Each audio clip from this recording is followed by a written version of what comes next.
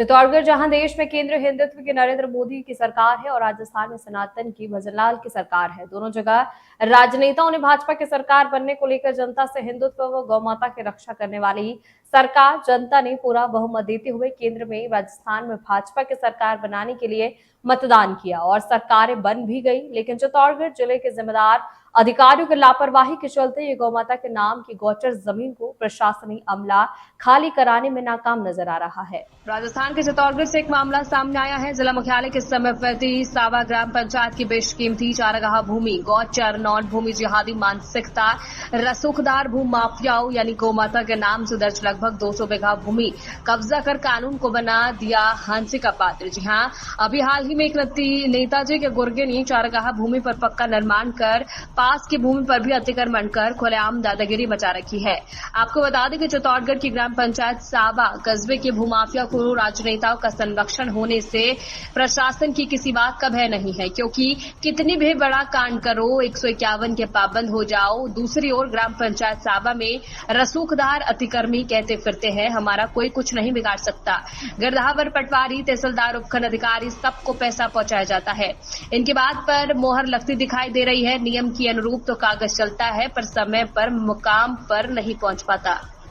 कब्रिस्तान से लेकर के पूरा सावा नजर आएगा अपने को, भाई यहाँ से किला दिख रहा है।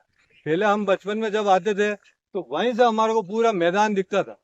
यानी आपने घूसकांड की घूसकांड की बात की है, उसका क्या नाम था उस व्यक्ति का जो उस घूसकांड में आया था, और वो तो अब इस दुनिया में है या नहीं है? हाँ, मोहम्मद शेर खान थे जिन्होंने माइंस वाले कांड में उन्होंने घूसकांड की थी, जिसमें इनका मुनीम था ये मोहम्मद रशीद भाई, उनका नाम आया था। उन्हीं का फार्म हाउस है ये और उन्हीं ने कर रखा है। यानी ये सामने जो फार्म हाउस नजर आ रहा है, ये व्हाइट कलर का मकान है, ये उन्हीं का है? हाँ, ये उन्हीं का है जो नाजायज गो चरनोट जमीन में बनाया हुआ है। यानी जो ये आदि सीमेंट जो है ये प्रदूषण देती है यहाँ पर। हाँ। क्या गांव वालों के विकास के लिए यानी प्रदूषण यानी पेड़ पौधे लगाने के नाम पे इन्होंने कितना खर्च? कुछ भी नहीं करती। हमने तो इनको इतना कहा हमारे को ट्री गार्ड तो अवेलेबल करवा दो, हम पेड़ लगा सके या कर सके, उसकी सुरक्षा कर सके। पेड़ भी नहीं देते ना हमारे को। गो चरनोट में यहाँ इस जगह जो गायें रह रही है उसमें बाउंड्री वाल की बोला था, भाई बाउंड्री वाल आप बनवा के दे दो, हम पेड़ वगैरह लगवा के इसको खूबसूरत कर देंगे, तो भी कोई ध्यान नहीं देता। ना पेड़ देते हैं वो और ना ट्री गार्ड देते हैं, और केवल कागजों में उनका नाम चलता है कि हमने इतने पेड़ लगा दिए, इतने ये कर दिए, लेकिन कागजों के अलावा कोई धरातल पर कुछ भी काम नहीं है उनका।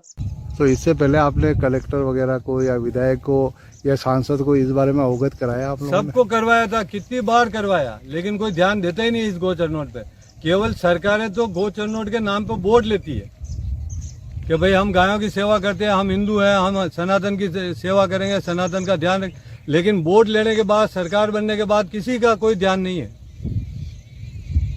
और ये राजनीतिक संरक्षण ही तो इनको मिल रहा है भूमाफियाओं को, चाहे वो बीजेपी हो चाहे कांग्रेस हो, लेकिन उन्हीं का तो सपोर्ट मिल रहा है इनको, तभी तो ये इतने हावी होते जा रहे हैं। 7 तारीख फाइनल हो गई थी कि इतनी तारीख को इनका ये कब्जा हटाया जाएगा, और फिर राजनीतिक प्रेशर बढ़ा और फिर वापस वो फाइलें गुम हो गई। यानी कितने महीने पहले नोटिस दिया गया? अभी 1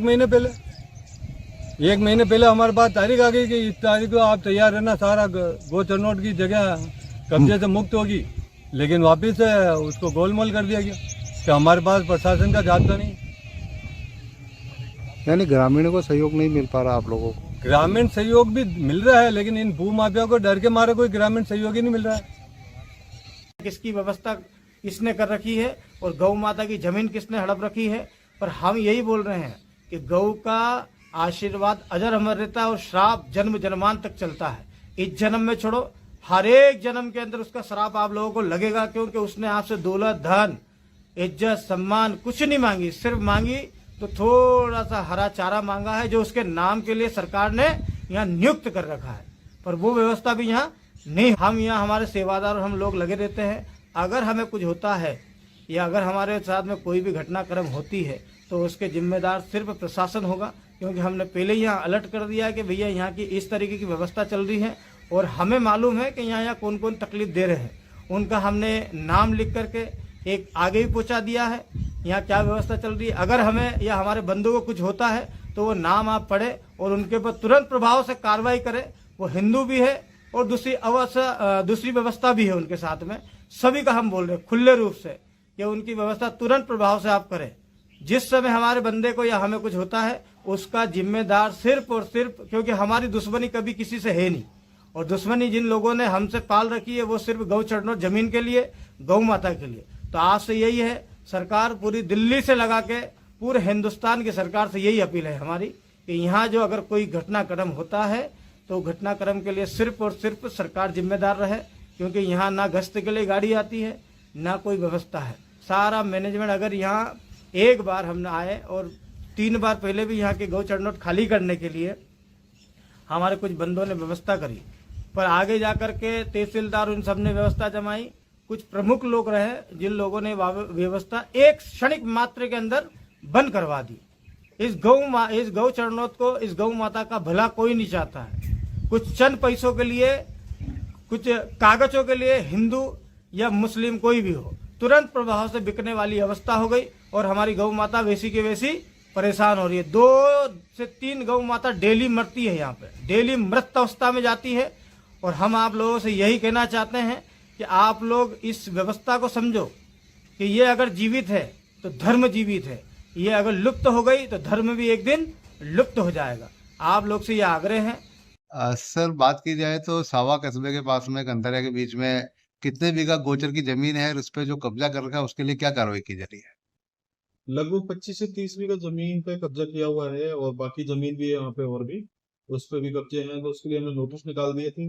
नोटिस निकालने के बाद हमने बेदखली के आदेश कर दिए। बेदखली के आदेश के बाद में भौतिक बेदखली करने के लिए मैंने जाब्ता मांगा है, और एक बार हमारे वो इंडिया पाकिस्तान के युद्ध की वजह से जाब्ता नहीं मिल पाया था। उसके बाद में देखिए कोई धरना प्रदर्शन हो गया था, इस वजह से जाब्ता नहीं मिल पाया था।